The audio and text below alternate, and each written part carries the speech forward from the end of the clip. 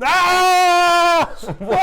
Well, you okay? What's going on? No, I have March Madness. Oh, that's a thing? March Madness is a thing. And you know who else has March Madness? I don't. Nitrogen Sports Poker Room. They're having a couple of nice March Madness tournaments, April 1st and April 3rd. The first one is only 1 millibit to buy in. Pretty sweet. Also, if you use the link in the description of this video or click right up here, you also get access to special Poker Guys free rolls on Nitrogen. Every single Sunday we do them. We'll see you there.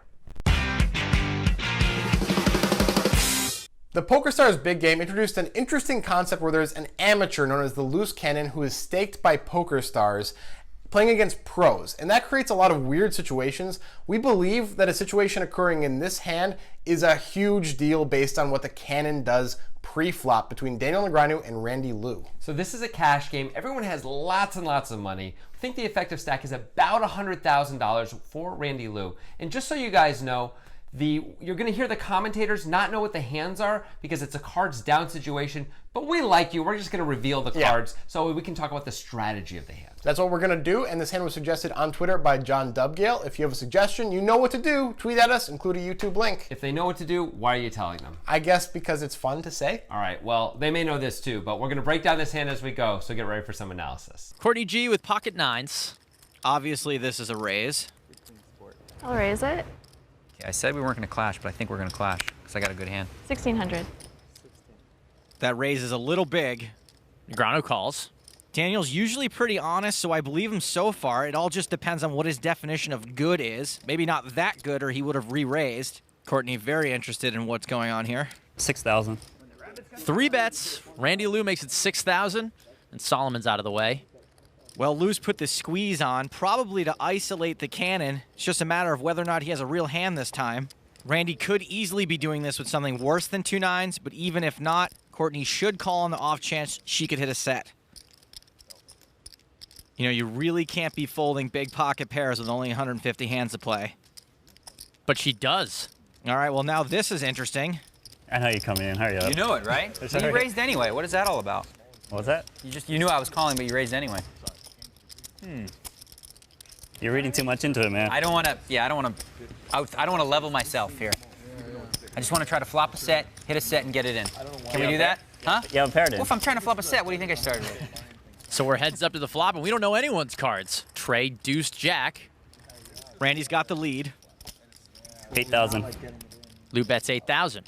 Well, that was pretty obvious. Liu's been firing every flop, whether he has it or not. It's an interesting situation, okay? Because I have 3 threes right now. You don't believe that? I don't know. How much I believe is it? a lot of people. I believe a lot of people. So the best way to play this against you, based on previous hands, is to call, raise river, I think. Okay? So that's plan A. I might change my mind, but plan A is call, ship river. All right. That's plan A. You like that? I'm just going to tell him, whatever. I'm a little worried. So the mystery continues, 7 on the turn. It's such hard to tell your opponent what you're doing and doing it, you know? What are you going to do now? Does Liu want to keep the lead? 20,000. Liu bets 20,000. Liu's got Daniel's attention. Let's see if he sticks to his plan of call, ship. He doesn't believe me. I seriously say I'm going to do that, and he doesn't care. Oh, gosh. Everyone lies. That's what I heard. Yeah. Word on the street. So is plan A still the plan? I'd like to defer. You gotta respect internet guys that chat during hands. That's a very rare thing, and to that, hats off. He's chatted in the middle. If somebody's dialoguing with him, he just opens the door and goes there. Oh. Even I don't do that. I try not to, So it's but a I do mistake? it. Is that a mistake? Thanks for the... I'm leveling myself too much. I call. Daniel calls. If I keep thinking, I'm going to screw up really bad. This is awesome. Rick Solomon is right. Even though he looks like this, he's right. He's definitely right that this is awesome because it's fun to watch Daniel Negreanu banter with people at the table. It's just great. It's fun. And it might be a mistake for Randy Liu to be engaging here because many of you know Randy Liu is Nanonoko online, a guy who plays 48 tables at once online, which is incredible. It's awesome. He's not used to the live setting. He's not used to Daniel Negreanu trying to exploit you through table talk. He probably shouldn't engage. He does seem to be doing okay with it as far as we can tell, but we can't entirely tell because Phil frickin' Locke just cuts Daniel off. This is not cool. Starts talking about how Randy Liu is talking in the hand. Phil, We love you, but shh, let's keep it together, man. Is plan A still the plan? I'd like to defer. You gotta respect internet guys that chat during hands. That's a very rare thing, and to that, hats off. He's chatted in the middle. If somebody's dialoguing with him, he just opens the door and goes there. Oh. Even I don't do that. I try not to, So it's but a I do mistake? it. Is that a mistake? You know what I'm saying? Yeah, this is definitely not cool from Phil Locke. Yeah. Negreanu's trying to do a thing over here, and Locke's just cutting him off and talking about what's going on. Yeah. But let's talk a little bit about the gameplay so far. Now, Randy Lou certainly is playing pretty normal so far. It makes sense to bet the flop. It's fine to bet the turn. We're getting value from a lot of jacks, and a lot of pocket pairs are going to keep calling. Unfortunately, the pocket pair that Daniel happens to have is now a set. So the real question is, what should Daniel do? Right. So the only two real options Daniel has is call or move all in. Well, yeah, we're not going to effectively. fold. Right. We're not. No, of course. But the question is, like, we could raise to certain amounts, but Yeah. really, we're just going to move in. Ultimately, Lou's going to have about a pot-sized bet left. It's a very clear move in.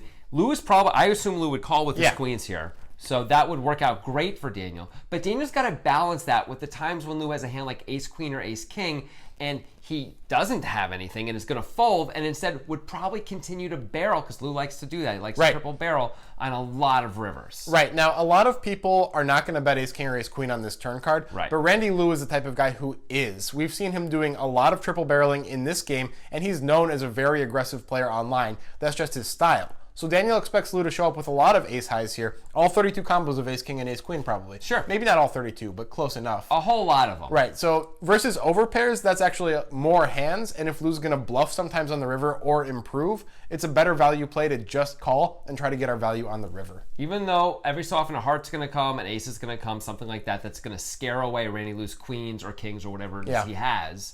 Still, we think ultimately this is probably the most profitable play. Are still sticking to the plan. River, ace of clubs. The only draw on the flop, which was 4-5, just came in. Daniel's taking a pretty passive line on this hand, and in the past, when Nanos had nothing, he slowed down by now. So if he's gearing up for another bet, my guess is he may have the best hand. Daniel intently watching Lou as he stacks chips. And it looks like it's going to be a really big bet. I'm now worried that you just made 3 aces. How much does he have? How much did he bet? Fired 47,800. I told you I have 3 threes and you just don't care, or you have that beat, right? Well, if I talk too much, I might let you know what I have. Bro, the thing is, when you talk, you might get the other result. You might get wins that you shouldn't have got, etc. You know? That's true. It's not all. How light is Daniel thinking of calling this time? What's he got left? Let's see. I can't see. Just lift your hand. That's good. It really smells like aces. Does that mean Daniel was already beating a pair of aces? Pocket aces? Oh, it's a difference. I can't fold anyway. Calls. Queens. Turn to set. Wow. Nice hand. So this is the real unusual part about this hand. Randy Lou deciding to bet approximately $48,000 when this ace hits on the river. And I imagine that Randy Lou, in his normal cash games online when he's playing all these people, can actually get value because he triple barrels all the time from a jack, which is what I think he's trying to get value from here. But I don't think it's going to work here, and it's not just because it's an ace and it's Negreanu. I think it goes deeper than that. To be clear, this is a value bet. He's not trying to bluff Daniel off of a better hand. That's just not really a possible thing to do. If Daniel had something like ace-3 of hearts, ace-deuce of hearts, or ace-jack, he's not going to fold. There's no real purpose of trying to bluff. So yes, he's trying to get value, and that may seem strange. And the reason is, it is strange. It's probably a bad idea to try to get value here. There's a key factor in this hand, and that's the loose cannon, Courtney G. Pre-flop, she made it 1,600 at 200, 400, and listen to Stapleton. 1,600. That raise is a little big. See, it's not common for her to make it this much. That means she usually has a pretty strong range. Daniel and Randy are both aware of that pre-flop, and Randy 3-bet out of the small blind anyway. That means that Randy doesn't really have any random air anymore. Remember, the way this whole game works on the big game is the cannon is given $100,000 of PokerStars money to play with, and they have to win money. If any amount they get over $100,000, they get to keep. So as the game gets deeper and deeper into it, the cannons get a little bit looser and a little bit crazier because they have to gamble. So Randy picks a hand that he knows he's willing to go with, pocket queens here, against her entire stack. And that's probably what's going to limit Randy. He's not going to have a wide range like he might normally when he's Right. 3-betting. We don't expect him to have 9-10 suited here or anything like Right. that. And if he's still on the value side, we don't expect him to have pocket 10s, which is losing to a jack. He's probably not going to bet that on this river. So the problem for Randy here is it's kind of like he's trying to get thin value by repping air, but it's hard to have air simply because of the pre-flop situation, and Negreanu is certainly aware of that. Right. So if we think of like, well, what could Randy have that he'd be betting, right? Well, geez, if he doesn't have air, all his hands are really good, Yeah. right? It's like queens, kings, aces, I guess a set of jacks, a set of aces, ace, king, ace, queen, maybe. Right. That's kind of it. If I'm Negreanu, I'm expecting him to show up mostly with ace king and ace queen here. Obviously, we're not folding as Negreanu. He takes a little while. That's fine. It's a weird spot. He was never going to fold. He was though. never like, going to fold. Should he raise or should he call? Yeah, right? absolutely. That's the case. And we don't think there's actually any value in raising. It's a good call by Negreanu because I think if Lou had ace queen or ace king, even though he doesn't have much back, what can he beat if Negreanu moves in? He's probably going to fold. I mean, it's a weird spot with ace king where it's such a good price, but you can't beat anything. I don't know what he's going to do. So going for thin value is generally a cool thing to do and very high level. Yeah. But in this spot, we don't think Negreanu is going to be calling with just a jack very often because of the pre-flop situation, because Lou's range is tighter and he doesn't have very many random air hands. He doesn't have king queen. He doesn't have 9-10. So now we're down to, okay, I guess Lou just has good hands. Right, and if he has good hands, that means he's betting for value, but it also means like... Right, so that means queens can't get value from a worse hand, basically. Exactly. Because we're not getting called by a jack, means we can't get called by a worse hand, means we can't bet here. We just can't bet. We have to check and probably fold. Probably fold because still, when we check, we have a strong range, and Negreanu's probably not going to try to turn 9s into a bluff or something. So it just is a bad river card. Sometimes it's just not your river card, and you got to lose the hand. Right. Even, by the way, if Negreanu does turn 9s into a bluff once in a while, we can probably still fold profitably. Right, and sometimes we're going to win if we check, by the way, as Randy Lou, when Negreanu checks back. So that's what we should be hoping for instead of going for this incredibly thin value in the situation where it seems like we're really strong. To be clear, that cannon opening changes the whole thing. Without that, this is probably a profitable bet, especially against a known calling station, Daniel Negreanu. So, do you disagree or agree with the poker guys? Good value bet, bad value bet on the river. Should Negreanu just have moved in on the turn anyway? What do you think? He would have gotten more money if he had. He would have. Let us know in the comments. We're going to respond to our favorite ones right up here. If there's nothing to click on, it's coming soon. Also, a cash game hand, fun, right? We like cash game hands. Indeed. We've done a bunch of them. If you want to check them all out, click right up here. For sure. Of course, check out our podcast, The Breakdown, presented by the Poker Guys. Found it all, reputable podcast apps and networks and things like that. We go into pretty deep detail about this hand. We spent about 30 minutes talking about it, breaking down ranges, figuring out that we ultimately think this is a bad bet by Randy Lou and why. You can listen to that essentially happen in real time on the podcast. And of course, if you like this video, make sure you subscribe to our YouTube channel.